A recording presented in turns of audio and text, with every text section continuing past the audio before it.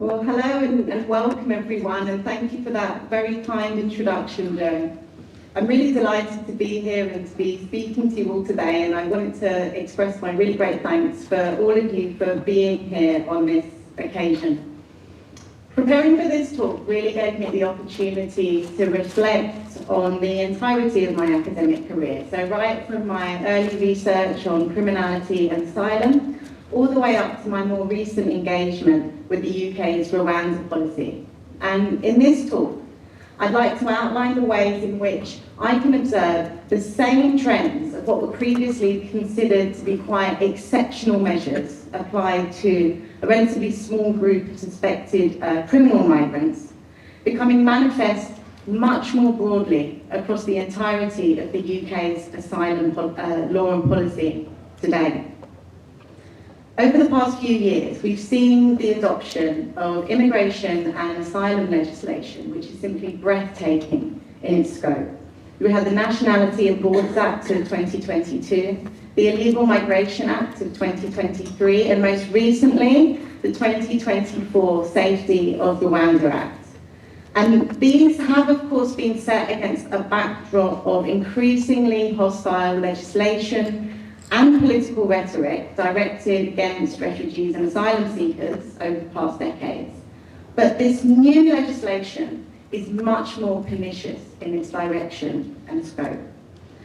And in this talk, I'd also like to demonstrate the ways in which this new legal framework is giving rise to immense policy challenges, similar to those posed by responses to suspected criminal migrants, but on a far greater scale.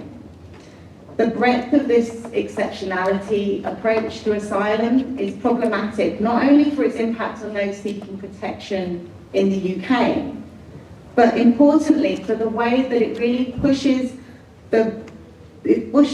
our domestic legal framework to a dangerous extent beyond what might reasonably be considered respectful of the rule of law and the judicial system in a properly functioning democratic society today. But for me, the really engaging part of this talk was thinking back to what might be considered the beginning of my academic career. So me waiting to register as a PhD student at the Queen's Building of Queen Mary University of London back in 2010. And I've been reflecting on who I was then and what was I thinking. And I remember I was infused by this really crazy passion to unpick what I considered to be a really significant social injustice, and that was the way in which asylum seekers and refugees had been caught up in the global war on terror, and in many cases presented as terrorist threats themselves. And over time, this evolved into a PhD project which explored how political and legal discourse linking refugees and asylum seekers had impacted the UK's interpretation and practice on who would be excluded from, so who would be denied refugee protection due to suspected criminal activity, particularly those associated with this vague and amorphous term, terrorism. Because despite what many populists would have you believe, the international protection regime does not just blindly grant protection to serious criminals. Rather, we have specific provisions in the key international treaty governing refugee protection, the 1951 Refugee Convention, and its regional counterparts as well, which explicitly exclude from protection those suspected of committing serious crimes. And the rationale of these provisions is twofold. So firstly, preventing impunity from justice. So we have to remember that the Refugee Convention was drafted in the wake of the horrors of World War II. So there was a particular concern that those who had perpetrated war crimes and other atrocities during the war did not benefit from refugee protection and used the regime to evade prosecution. Secondly, there's a humanitarian imperative, and that is protecting the integrity of the international refugee regime by ensuring it's not abused by the perpetrators of serious crimes, particularly those giving rise to refugee-producing situations. And I explored how, especially in the aftermath of the 9/11 terrorist attacks on the United States, the international preoccupation with terrorism had permeated the refugee protection regime and influenced the interpretation of who would be excluded from refugee status, so who would be denied refugee protection on account of suspected terrorist activities. And this was a really exciting time for the law of exclusion from refugee status. We had a big Supreme Court decision. I was able to engage with staff at the Home Office, with senior legal advocates, with the judiciary. I was somehow granted permission to survey every member of the Asylum Tribunal. And throughout all of this, I retained my focus on social justice. So arguing for a rigorous and principled approach to the issue of exclusion for suspected serious criminality. And that it was not be abused to unjustifiably exclude people due to overly expansive interpretations of politically charged terms, such as terrorism and national security. So following my doctorate, the natural follow-on was exploring the vexed issue of how states respond to those who are excluded from protection. So not only suspected terrorists, but the still relatively small group, but broader category of persons who are excluded from protection due to suspected serious criminality, but who couldn't be returned to their home country because they had valid protection claims. So that is, they would be at real risk of serious human rights violations if they were removed back to their home country. And although this was a relatively small group of individuals, the political sensitivity of this topic, of these potentially criminal migrants, coupled with the very real practical and legal obstacles to removing them from the UK, meant that this posed enormous policy challenges for states. And exploring this issue further, I think what was revealed was a real patchwork of domestic measures employed by states to address these people who could not be removed from the UK. And this included, in the UK, this included detention, special forms of limited and precarious leave, and very resource-intensive battles to secure removal for particularly high-profile cases. So as an example, some of you might remember the case of the Islamist cleric Abu Qatada, who dominated newspaper headlines in the UK for over a decade, as successive Home Secretaries undertook an ongoing battle to try and remove him to Jordan to face trial there for his suspected role in terrorist-related offences. Following his exclusion from refugee status in the UK due to suspected terrorist activity, Abu Qatada was subject to a range of in-country measures. So this included detention and a number of measures under counter-terrorist initiatives.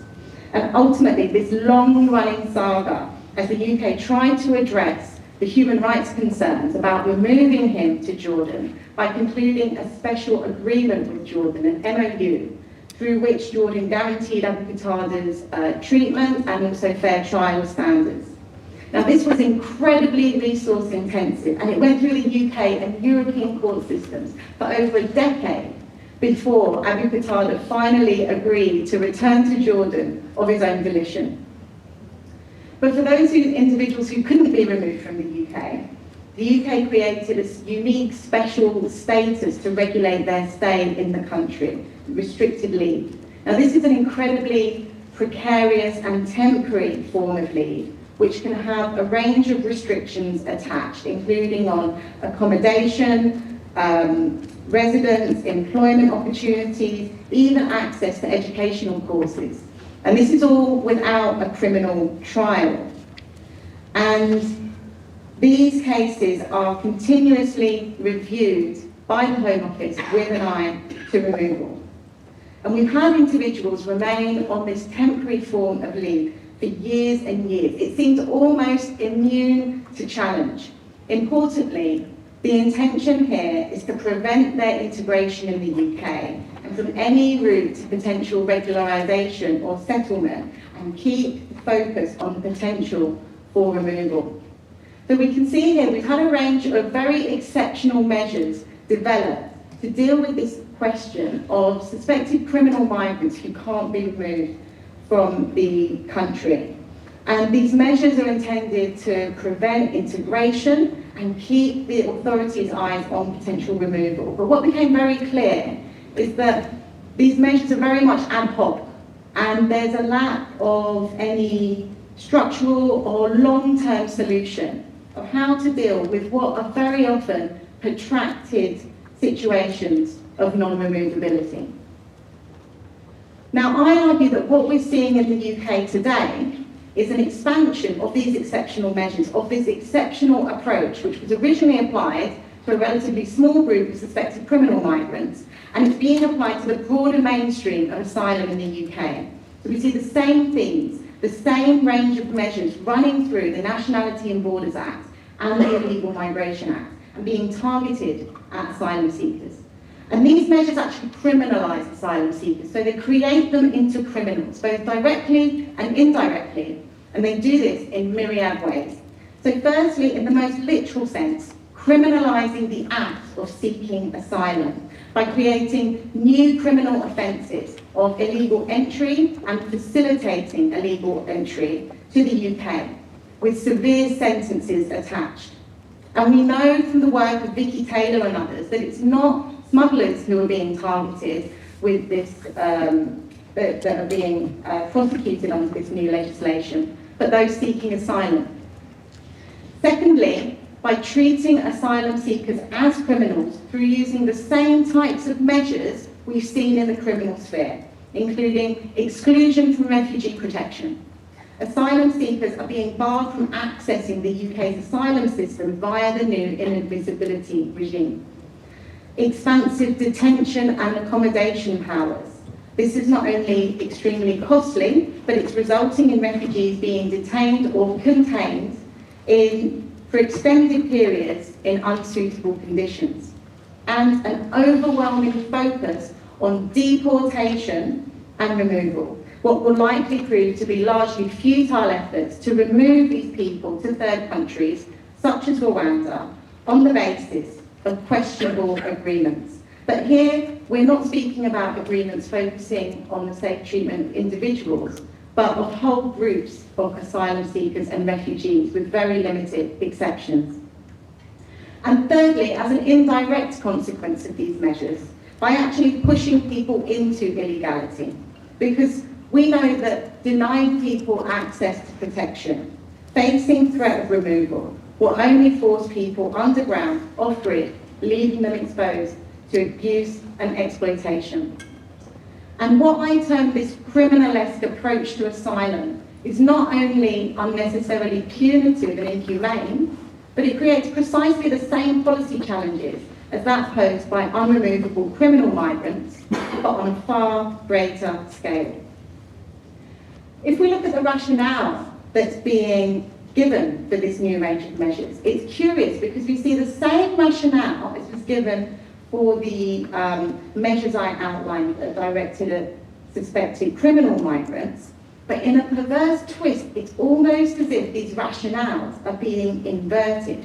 So we have the same rationale of addressing criminality. It's made very clear, we've been repeatedly told that these measures will break the business model of the criminal smuggling gangs. But it's not the criminal smuggling gangs who are being targeted by this legislation, it's asylum seekers. The purported humanitarian rationale of these measures to save lives by deterring dangerous and irregular journeys is also disingenuous because it's not accompanied by the creation of safe and legal routes for people to seek protection. All these measures achieve is actually pushing people into the very dangerous journeys that the measures are intended to address. And the only outcome of this criminalesque approach to asylum, if it is indeed followed through to its natural conclusion, is the explosion of a policy nightmare. It's immensely costly, both in financial terms, but also, as we'll explore, in political, legal and reputational terms for the UK. And it's far from any conception of a credible and functional immigration and asylum system. Now, the breadth of this legislation is vast, and I don't have time to cover the entirety in the time that's available today. So I'm going to focus now on three key areas which I think exemplify this legal and policy disorder. And that is exclusion from access to protection in the UK via the inadmissibility regime, efforts to remove individuals to third countries, including Rwanda, and the in-country measures which will inevitably be applied to those who cannot be removed from the country.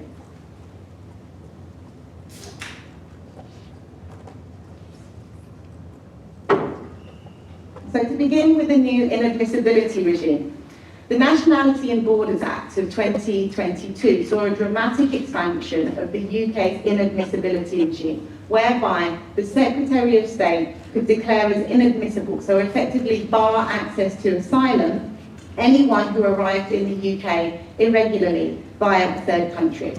Indeed, the Illegal Migration Act of 2023 envisages it will be a mandatory duty of the Secretary of State to bar anyone who arrives in the UK irregularly from access to the asylum system, from being granted leave to enter or remain in the UK, and from ever settling or obtaining citizenship in the UK, regardless of whether or not they are a refugee. And we can see clear parallels here with the approach taken to suspected criminal migrants, which seeks to deny any possibility of a stable legal status or settlement in the UK. This denial of access to the UK's asylum system is clearly in breach of the 1951 Refugee Convention, because without a firm legal status, refugees can't access the range of rights that they're entitled to under that instrument. But it furthermore creates a huge category of persons, the majority of whom have genuine protection claims and can't be removed back to their home country, in the UK in a limbo situation. Now, this issue is ostensibly addressed by my second area of focus, and that is the increased powers granted to the Secretary of State to remove such persons from the UK. Now, this sounds like a very simple solution, but the government knows that the vast majority of people arriving in the UK irregularly have genuine protection claims and cannot be removed back to their home country, where they will face a real risk of serious human rights violations. And we can see this by looking at the demographics of people entering the country. The Refugee Council has shown that nearly 3/4 of people who irregularly crossed the Channel last year came from just 7 countries where persecution, conflict and oppression is well documented. So most notably Afghanistan, but also Iran, Eritrea, Iraq, Syria and Sudan. These people would almost certainly be recognised as refugees if the government processed their asylum applications, so they can't be removed back to their home countries. Therefore, the power of the Secretary of State to remove people from the UK has been greatly expanded to include countries with which they have absolutely no connection whatsoever. The idea being that these people can simply be sent elsewhere. But the fundamental flaw with this plan is the lack of available and willing countries to receive such persons. So as we know, so far Rwanda is the only country the UK has been able to secure an agreement with, a policy which, as we will explore, is problematic on many levels. Even the Prime Minister, who has been championing this removal route throughout his premiership, seems to have lost faith in it ever being workable, and has recently announced that no removal flights to Rwanda will take place before the general election in early July. And Labour, the lead opposition party, has also intimated they would not pursue removals to Rwanda if they came into power. But even if removal to Rwanda specifically isn't pursued, it's important to be mindful that the underlying legal architecture on which removal to this country has been based will still be very much part of law in this country. It will still be on the books. These expanded powers will still be in place, and there's been no indication from any political party that this foundational legal framework will be repealed. But why is this relationship with Rwanda and plans to remove refugees there so problematic? Well, firstly, the Rwanda policy rests on a legal fiction, and that Rwanda is a safe country to remove asylum seekers to. And how do we know that this is a legal fiction? Well, because it's in direct contravention to a very clear ruling of the UK Supreme Court last November, in which the court unanimously held that Rwanda was not a safe country to remove asylum seekers to. Following this decision, the UK swiftly concluded a new treaty with Rwanda, which sought to address many of the concerns raised by the Supreme Court and enacted the Safety of Rwanda Act, which declares the judgment of Parliament that the Republic of Rwanda is a safe country. Now, this determination of safety is quite questionable given the UK Supreme Court's very recent ruling to the contrary. But even without this, it's deeply worrying because it's simply not Parliament's role to turn a factual question regarding safety into a matter for legislation to conclusively determine. This approach is contrary to the UK's well-established separation of powers between the judiciary, whose role it is to determine such factual questions, and the legislature. And it simply doesn't make sense to declare in perpetuity a factual point which refers to an on-the-ground situation which is subject to change. So even if it was argued that Rwanda is safe today, what happens if there is a civil war that breaks out in Rwanda next year? What if there's an environmental disaster? What if there's a change of regime? Parliament's determination of safety would still stand, because one of the reasons this legislation is so concerning is that aside from a very limited scope for review based on individual circumstances, it removes the ability of UK courts to review on an ongoing basis whether the country is in fact safe. So the intention of this legislation is to facilitate removals to Rwanda by limiting almost completely the ability of UK courts to scrutinise government removal action. And this is obviously really devastating for those who are potentially subject to removal. But the concerns go much deeper. Because seeking to limit the role of the courts and to contain judicial power in this type of way is a dangerous strategy, and one that's most commonly associated with authoritarian regimes. Judicial scrutiny of government action is a necessary precondition for any well-functioning democratic society. And that's to ensure that the government is acting in line with the law and not beyond it, and also to ensure that there are safeguards in place for all individual rights. And we should be incredibly alert to any attempt to impede this judicial function. And why is the government seeking to evade judicial scrutiny? Well, it's because there are serious concerns that these actions seeking to remove asylum seekers to Rwanda are not in line with the UK's well-established and binding international human rights obligations.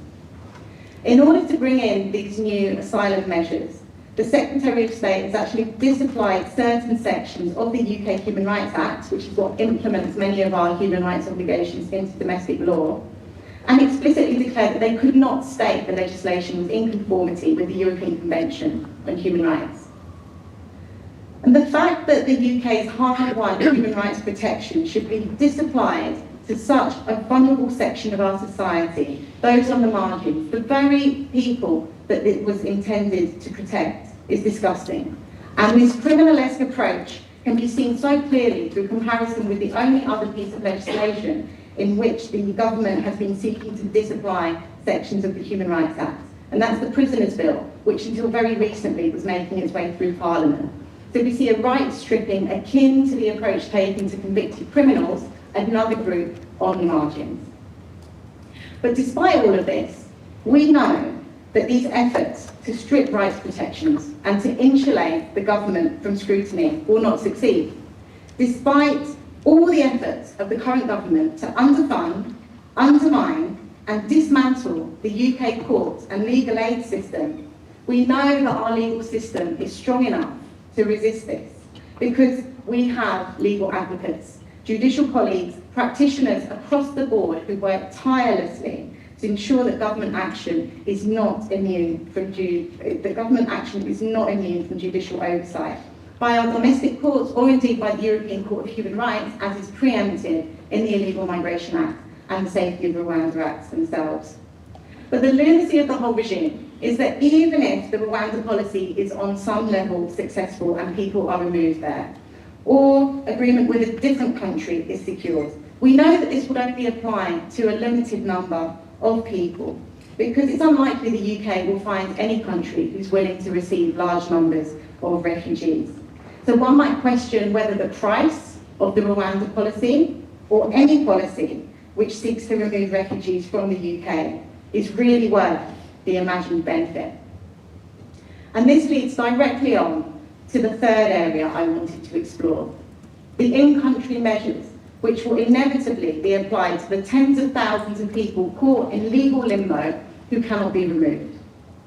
Now, as with the approach to criminal migrants, detention is the key short-term solution envisaged. And indeed, it's given prominence in the Illegal Migration Act, which grants the Secretary of State wide new powers to detain people, frustrating much judicial oversight of the decision to detain or the length of such detention. Now, if the hope is to achieve unchallenged incarceration for extensive periods of time, this will prove to be unworkable in practice, immensely costly to the state and damaging for all. The annual financial cost of operating the UK's immigration detention estate in the year ending March 2022 was around £94 million. With the new increased costs of holding more people for longer and opening new large-scale accommodation centres in disused RAF bases and barges such as the Booby Stockholm, the cost is now soaring into the billions. And what's ensuing is large numbers of people are being held for extended periods of time in unsuitable and often unsanitary conditions, at immense cost to the taxpayer and harm to them. But even this expansion will have its limits. And what then? Well, unable to detain potentially large numbers of people for such long periods of time, and with limited removal options, the Home Secretary will likely be forced to implement some form of temporary leave for these unreturnable asylum seekers caught in the inadmissibility regime. So it might be similar to the restricted leave policy, which I mentioned earlier, being developed for suspected criminal migrants. But the public interest in maintaining protection seekers on such a punitively limited form of leave is highly questionable. And furthermore, the effect will be enforced reliance on the state. So again, increasing the financial cost to the UK and preventing these people from becoming contributing members of society. Indeed, the precarity of this type of status and continual threat of removal will likely drive many people underground, off-grid, forcing them into illegality, a policy which is harmful to them and ultimately harmful to our society. So, to reflect back on this, given all of this, thinking back to where I started, what would I say to that younger me embarking on this academic journey? Well, I think firstly, I would express immense gratitude for the amazing support I've had along the way, because as Jo mentioned in her introduction, I haven't got here alone. So from having a partner who looks after so much at home to enable me to come out into the world to do my professoring, to having the most amazing academic mentorship during my decade here at the School of Advanced Study, I can't believe it's been a decade, and amazing support throughout my earlier academic studies as well. And thanks to the brilliant colleagues here at SAS and further afield, and to all my friends and family. And I'm so grateful for so many of you being able to make it here today. But I think also that the younger me would be quite shocked by this turn in UK asylum law. And indeed, it does feel like quite a strange time to be emerging as a professor of refugee law in the UK, given that refugee law seems to be crumbling around us. But this only makes me reflect on the importance of all the work in this field, work from academic colleagues, legal advocates and scholars, and all the work that we do here at SAS in training and connecting and supporting the next generation of researchers and practitioners in this field, which are so sorely needed, and bringing so many people together like we're doing today. So what for the future? Well, it looks likely that it will be the end of days for this government. And I can only hope that the incoming government not only does not pursue removals to Rwanda, but also reverses this very pernicious legislation on which the Rwanda policy is based and which is so detrimental to all. Because, and this is a really key issue, Aside from any debate about whether Rwanda is or is not safe to remove people to, or any debates about what legal challenge options may or may not be available, any approach which seeks to criminalise refugees and deny access to protection and ship people across the globe would mean the UK failing to play its part in the global system of refugee protection that relies on international cooperation and responsibility sharing. Those principles are enshrined in the Refugee Convention, which, as my colleague David Cantor argues, is at its heart a pragmatic response to addressing the global phenomenon of refugees, which is not going to go away anytime soon. So if the UK simply decides to shirk its international obligations, then what's going to stop many other countries also shirking their international obligations as well? And that doesn't just include countries in Europe, as we've been hearing about recently, but notably countries in the majority world, who are currently hosting over 75% of the world's refugees. And where would those refugees go? Well, I suggest we will be seeing many more channel crossings. The UK proportionately takes a very small number of asylum seekers and refugees in the global context. And even within the European context, we host far fewer refugees than countries such as France and Germany. So perhaps, rather than criminalising asylum seekers, a more pragmatic approach would be to look at ways to avoid people having to make these dangerous journeys in the first place, and supporting them settling into the UK and becoming productive members of our community. Coming from refugee stock myself, I would argue that refugees can and do make immensely productive and positive contributions to our society. And finally, as a lawyer, I would urge everyone to be mindful that an attack on the fundamental rights of anyone in our society is an attack on us all. To paraphrase Martin Niemöller, first they came for the refugees, who will they come for next? Thank you.